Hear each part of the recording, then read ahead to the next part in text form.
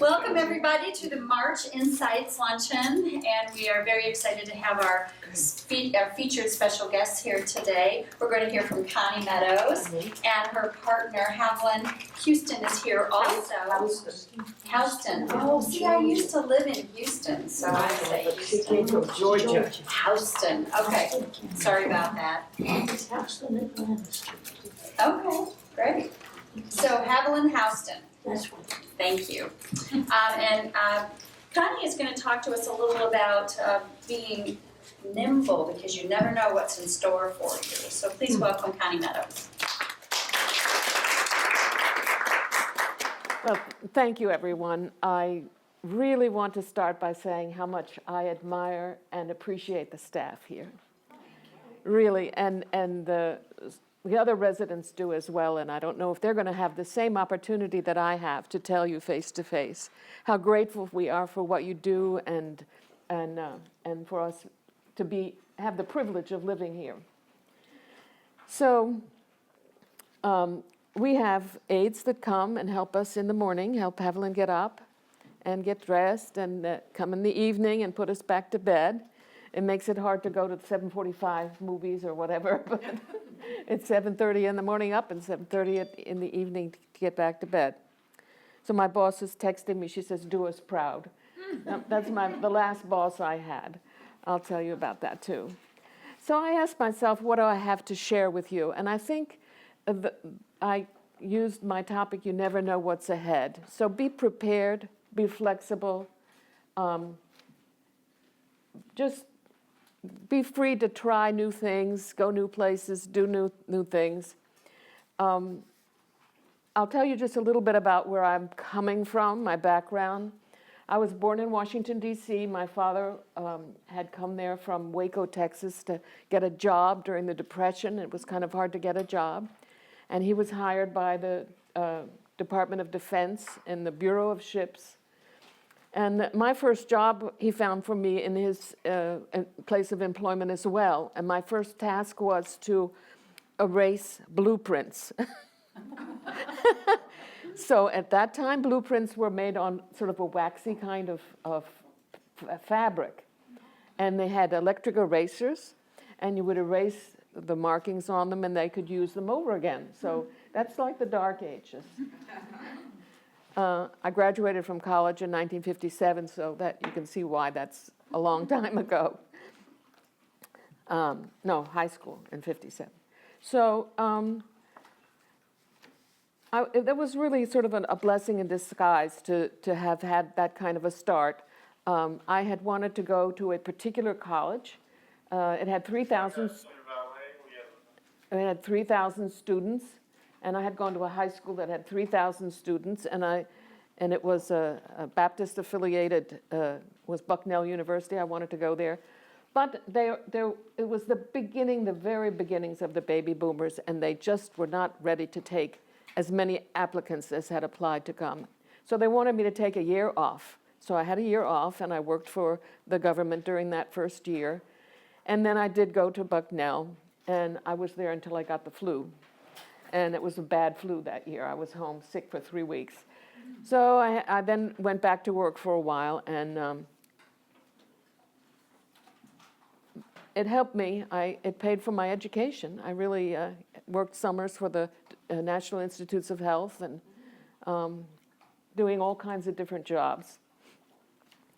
So, and I really wanted to go to Europe. I had this idea.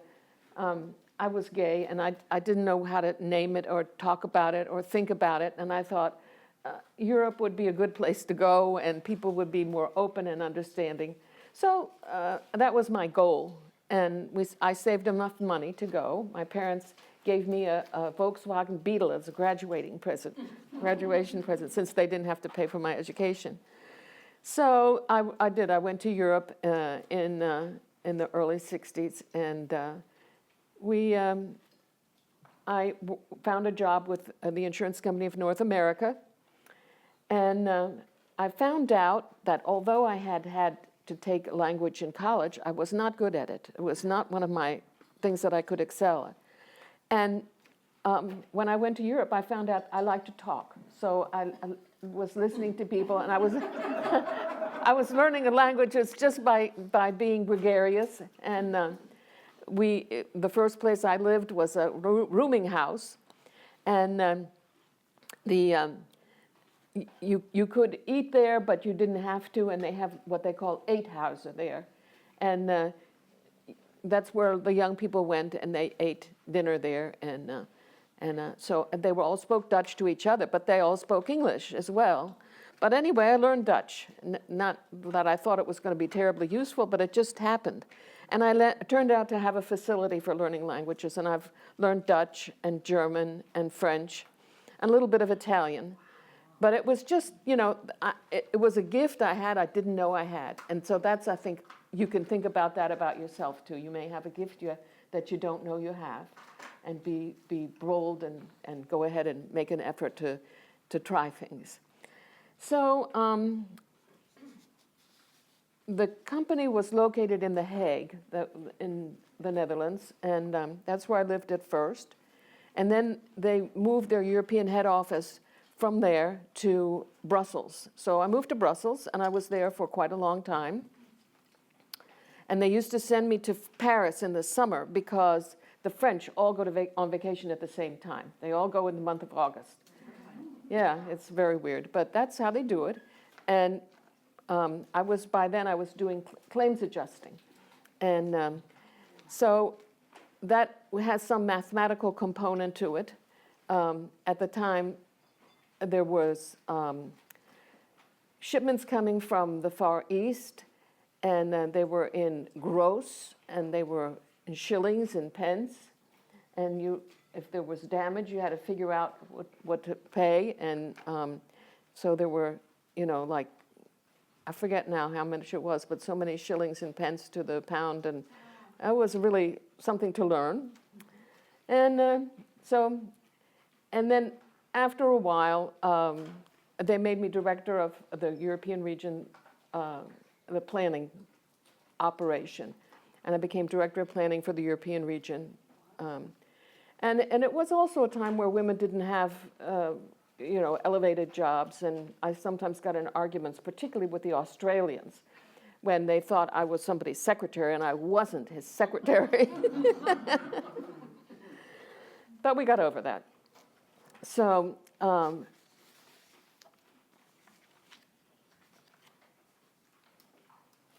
after moving to Brussels, it turned out that my father passed away, and I wanted to go back to the States to be near my mother. And I have one sister, and she had been married or was married, and she was in the Far East. So I thought, well, it's time to go home. And by then I had a partner, and she was German. And her sister had been a war bride, so she could get a green card, and she did. Her sister sponsored her. So we went back to the States at that time, and ended up, my parents, had lived in the Washington suburbs, and my mother still had the family home, but also they had bought a house at the beach. So we thought, oh, let's go live at the beach. So we went, and we were living near Ocean City, Maryland, but we had to find a way to support ourselves. So it was in the beginning days of computers, and Boise Cascade had developed a piece of property on the mainland just across the inland waterway from Ocean City. And the realtors were hungry for information about who owned the property so they could market it. And so we decided, and my cousin helped me a little bit with this thought process, that we made a book, a directory of the property owners, and then every month we went down to the county seat and we transcribed the property changes, and we had a subscription service that we sold to people. And I mean, we were just winging it, but it worked out very well. And we built a house there, and it was on the wetlands on the mainland, and we were gardening, things that we hadn't done before. It was really very, very lovely. And then we, let's see, what else? I think I've said a lot of stuff I didn't even write down, but so eventually we began doing simple bookkeeping. I won't call it accounting, but I could do it with a computer. We had an IBM System 23. Anybody know what that is? It was about this big, very old-fashioned computer. And so we had that, and we had the printer, and we could do multiple original letters with the computer. But it was, it was very old-fashioned. This was in the early 80s by then. And so we yeah,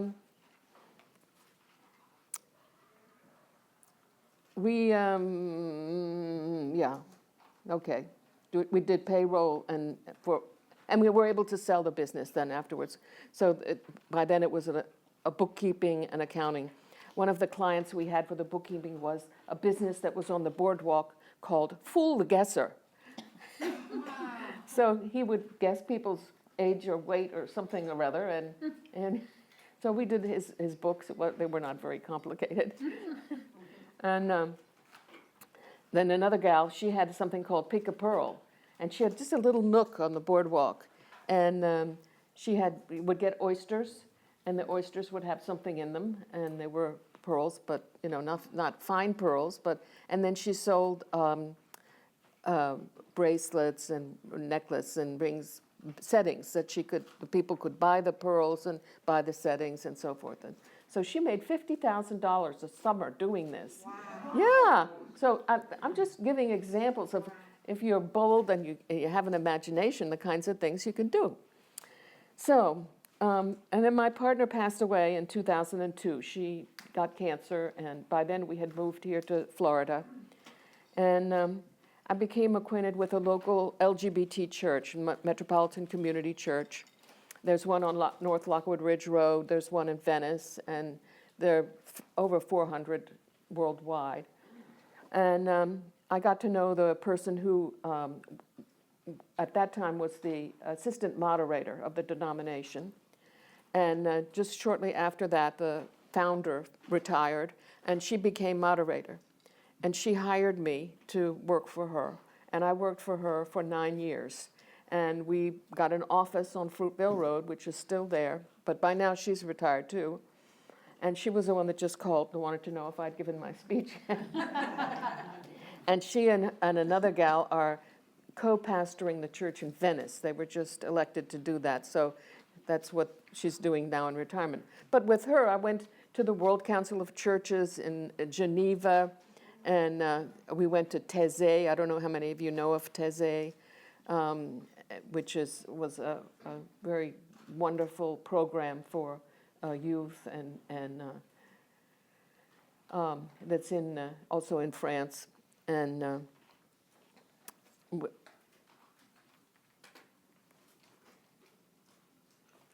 I had to organize her installation as moderator. And it was at the Washington National Cathedral, which I knew very well because when I was in high school, we used to give our Christmas concerts there, but it's a beautiful place. They had gotten a grant for the cost of the facility. And so we were setting up the program. She had clergy of all denominations and all faiths that were invited to come. And they had female bell ringers at the cathedral. So we arranged for them to ring the bells after the service, and it was really a very thrilling task to do. And so then they used to have regional conferences, and I would go with her to the regional conferences. And I had traveled in Europe, but not very much elsewhere. So I wanted to go to Hawaii, and sure enough, there was a regional conference in Hawaii. And we went to some in South America. We were in Brazil and Argentina and different places, Mexico. So that's some of the things that I did, and I never really did master Spanish, although that's the one language I took for my language requirement in college. I was overconfident about it. I can understand it a lot better than I can speak it. But I had some fascinating experiences, and so really what I would say to there, I know there are a lot of young people here, but there are also others that are not so young anymore, and some people are better established maybe in their professions, and others are maybe more fluid and maybe moving on to other jobs. Trust yourself. If you're interested, you can find a niche for yourself. You can do things that maybe you never thought of, and would be my encouragement to everybody, to be brave, try to do things that you haven't done before, and you'll be surprised at what you can do. That's basically what I wanted to say. Wonderful. Thank you.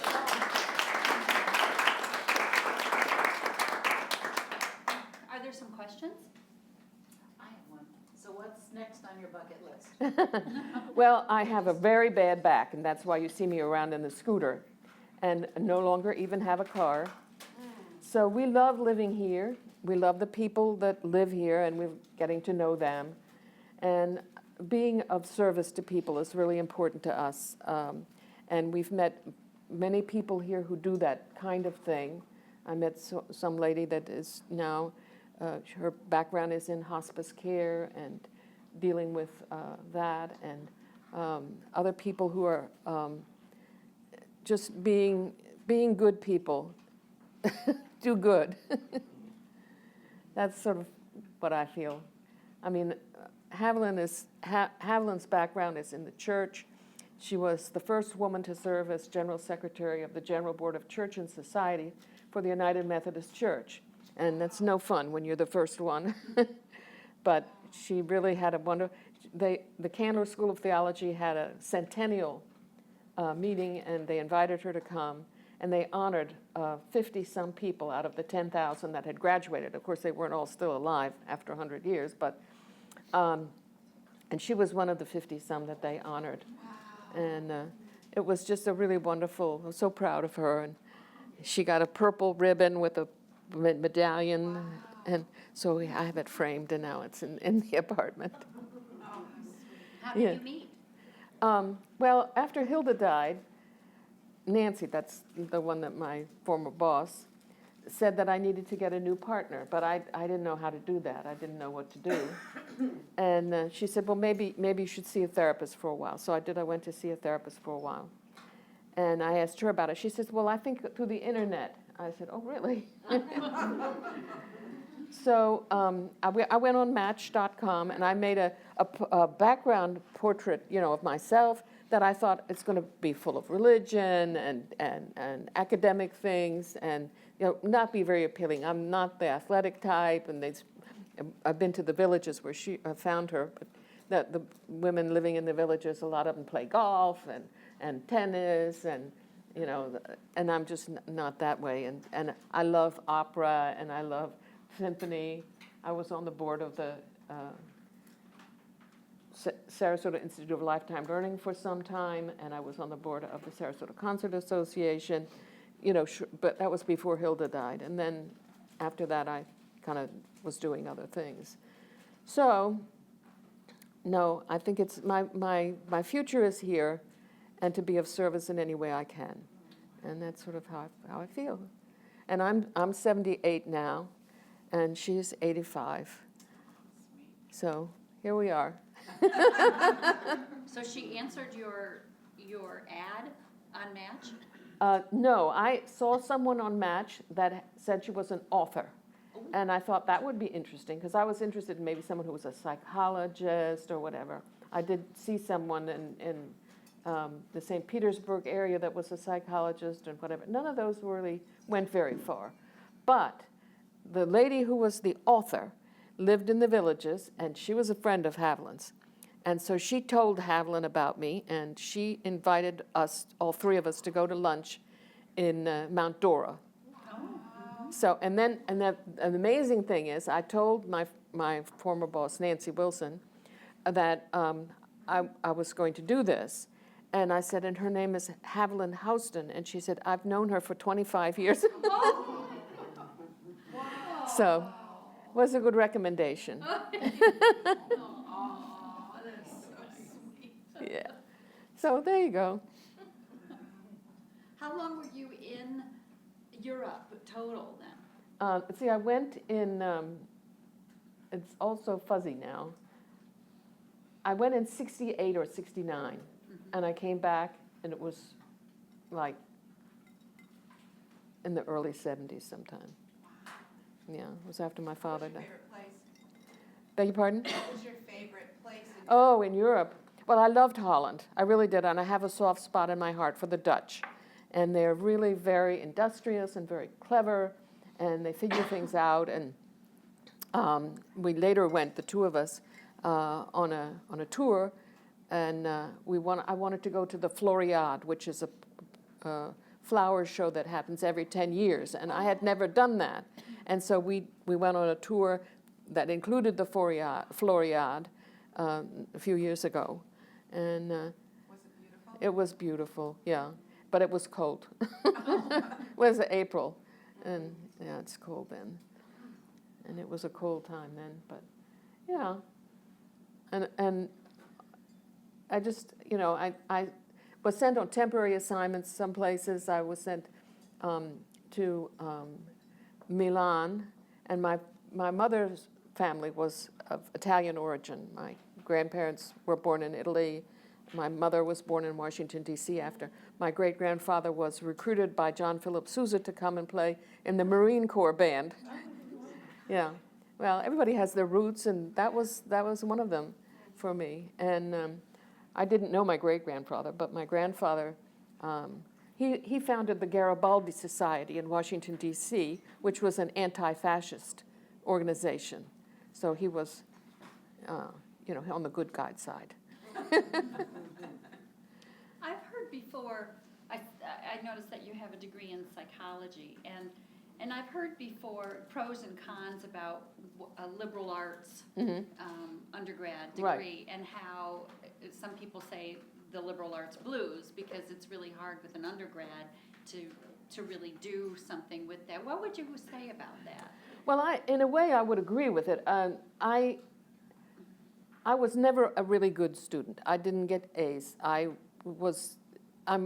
resourceful, and I have other skills like learning languages that I didn't know I could do, but I was not a great academic student.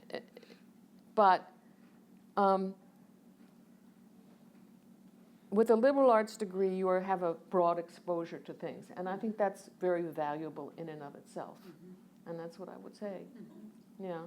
That's what I've heard on the pro side of that. Yeah, and I agree yeah. with that too. And they're not, life is a little different now than that many years ago. And if you want to know what you want to do, you want to be a doctor, you want to do this or that. And I was drawn to the medical profession. My other grandmother was a doctor. My father's parents were medical missionaries to China, and he was born in China. But they didn't have a happy kind of situation. My grandfather died on their 9th wedding anniversary of typhoid fever when he was on a fundraising trip to the United States. And my grandmother had to go back and get her internship and residency done, which she did, and ended up going to Baylor and finished her degree and worked there. But she died when my father was 15, and she had 6 children. When my grandfather died, that was her 9th wedding anniversary, and she was pregnant with their 6th child. So, but she persevered, and she got along, and So I encourage you to find what you want to do, and do good. Do good to one another. I mean, there are people, we always try and help people that have unfortunate circumstances in their lives and need a little financial support, and we're lucky to be able to do that. And so, yeah. Well, thank you. You're very welcome. much.